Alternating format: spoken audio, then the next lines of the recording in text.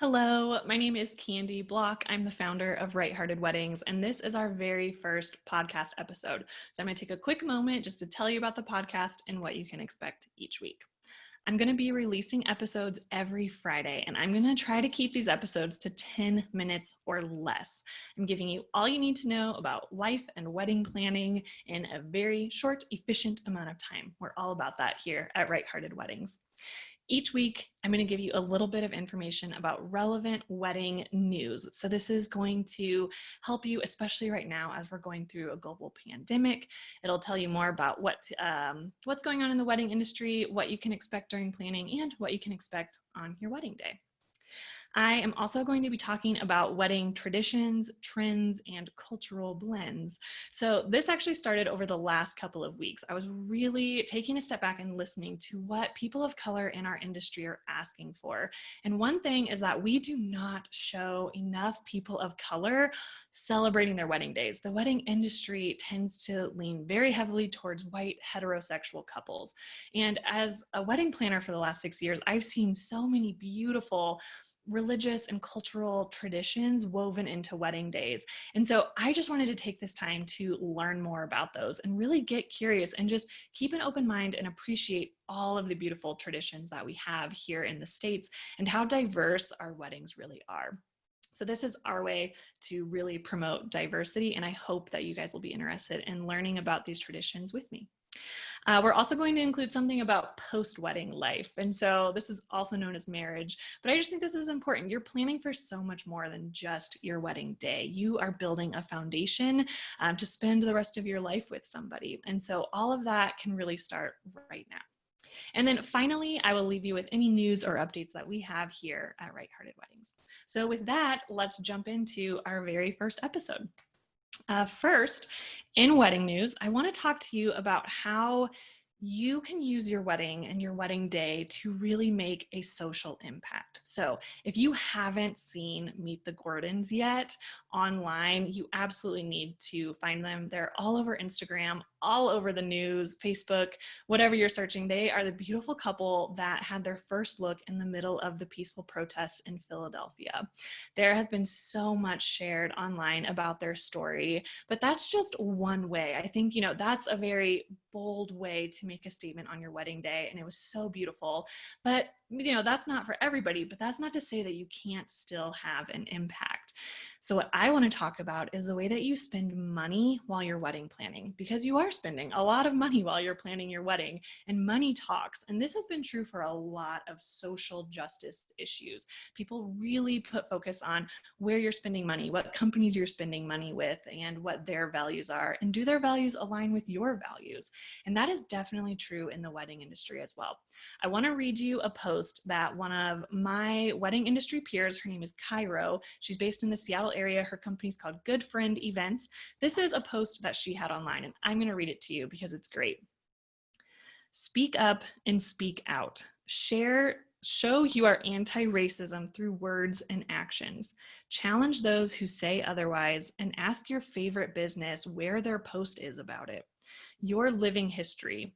Hold people accountable. Business owners who profit off the Black dollar have a special obligation to actually care about Black lives and express it.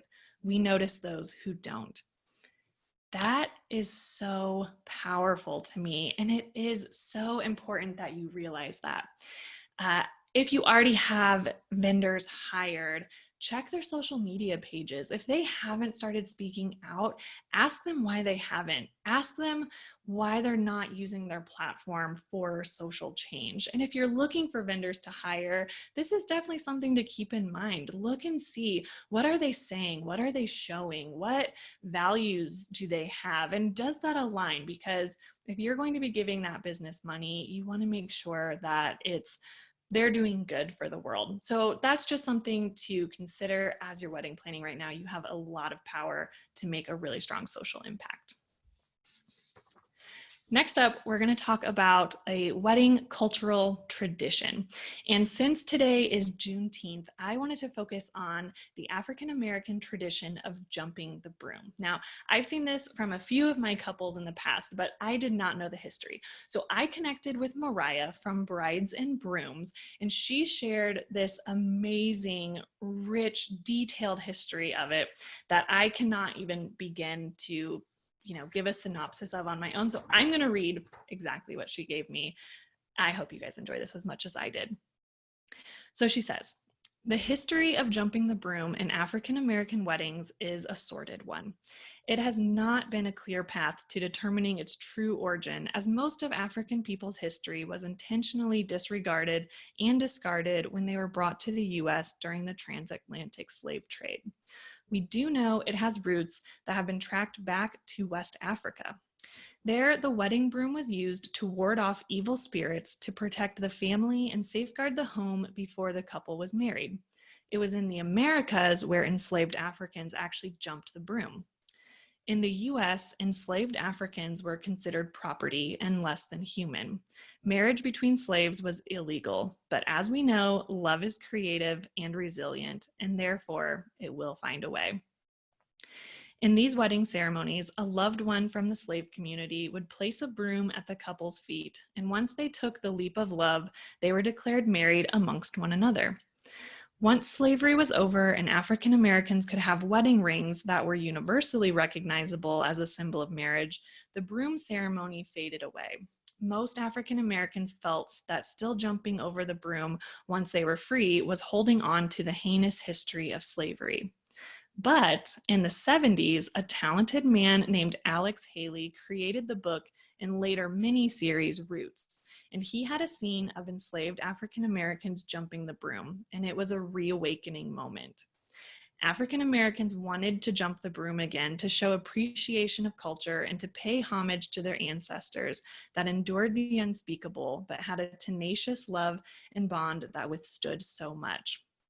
So, jumping the broom wasn't an African slave tradition. It was an African tradition that survived the ills of American slavery. And it's still surviving. And it's saying nothing is stronger or more beautiful than sharing love, unity, and wisdom out loud. Thank you so much, Mariah, for sharing that detailed history. I had no idea. I knew there was a connection to, African Americans being enslaved. I didn't know it came from West Africa or that it had this resurgence in the 70s. And I love that it still stands as a symbol of love, really, for African Americans today. Mariah, her company again is called Brides and Brooms. You can find them on Instagram, Facebook. I'll link so you can connect with her. I love what she offers. She has these really beautiful ornate brooms that couples can purchase that they can then jump over on their wedding day and then also hold on to as a keepsake, which again is such a beautiful symbol. So I'll link to all of her information in this video. But thank you so much, Mariah, for sharing that with me. Next up, let's talk about post-wedding life. And today we are going to talk about anniversaries. This is just very personally relevant for me. My husband and I just celebrated our 4-year anniversary on the 16th. And I want to really approach anniversaries. You'll find a lot of information online about anniversary gifts, but I want to talk about the idea of sharing an experience together on your anniversary rather than getting each other gifts. This actually all came about probably 2 or 3 days before our 1-year anniversary, that my husband kind of leans over to me and says, I'm so sorry. I just want to let you know that I didn't have time to get you a gift. And in that moment, my jaw kind of dropped. And I realized that I completely forgot that anniversary gifts were even a thing. And so clearly gift giving is not our love language. We usually don't really do that many gifts, even for birthdays or holidays or things like that. So of course it just really didn't quite make sense for us to do that for our anniversary either. However, we love to travel. We love to get out in nature. And so on our first anniversary, we decided we would do a repeat of one of our favorite backpacking trips on the Washington coast. Since then, we've spent anniversaries abroad. We've done other camping trips. And this year, we actually went to Napa just to do some wine tasting and have a little weekend getaway. So I personally love this idea. It's very special to us. I think it's a great way to spend time together because oftentimes life just gets so busy that your anniversary is a great time to slow down and just have quality time together. And I want to bring this up because it's a great thing to discuss before you're married, to really talk about what are your expectations for anniversary celebrations moving forward. Maybe you already have something that you do if you've been together a long time to celebrate your anniversaries, but maybe you don't and you want to create something unique now.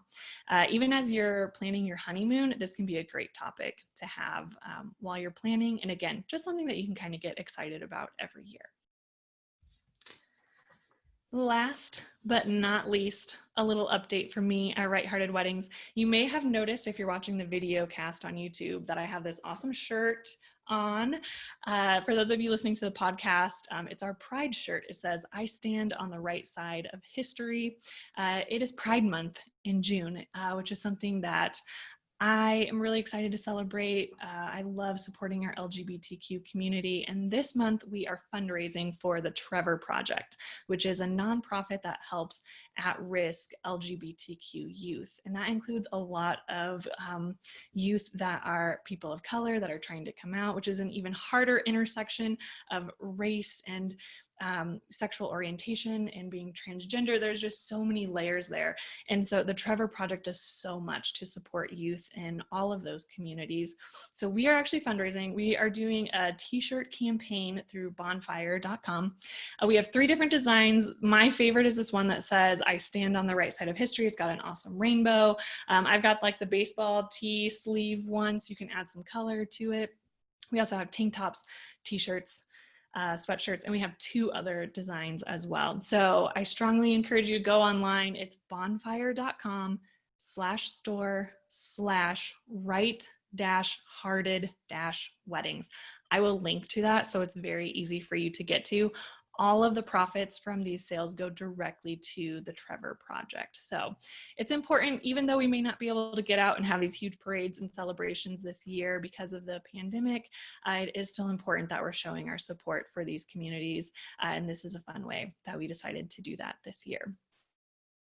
That's all I've got for you today. I am not really sure if I stuck to the 10 minutes today, so I apologize if I didn't. I know this was a little bit longer since it was our first episode, but thank you so much for tuning in. Please subscribe, like, comment, share. You know how social media works. We're just getting this started, so I would love your help in spreading the word and getting this out there to anyone planning a wedding that could use a little bit of help. If you do want some more help, you can also download our free planning app.